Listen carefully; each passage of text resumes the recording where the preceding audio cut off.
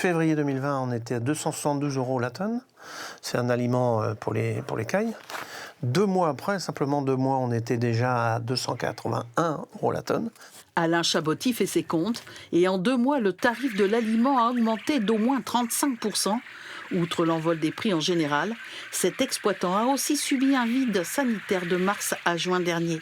La grippe aviaire s'étant déclarée près de chez lui. On a perdu 50 000 €. On attend les aides de l'État qu'on aura globalement peut-être, on ne sait pas en fait, mars, avril, mai, juin, on ne sait pas prochain, 2023. Les facteurs d'inflation se sont accumulés, flambée du prix du gaz, de l'électricité, résultat 15 000 € d'augmentation.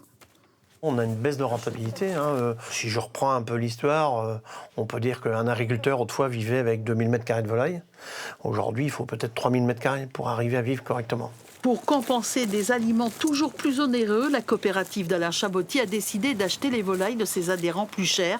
Mais cet exploitant n'y trouve pas encore son compte. Ça nous fait de la marge en moins, qu'on va estimer à 20 000 € sur l'année. C'est le salaire d'un de nous trois. On est 3 sur l'exploitation, c'est le salaire d'un de nous 3. Donc effectivement, on voit que les marges diminuent. Il y a une forme d'exaspération là-dessus. Un cocktail d'événements qui laisse les aviculteurs depuis quelques mois dans l'inquiétude.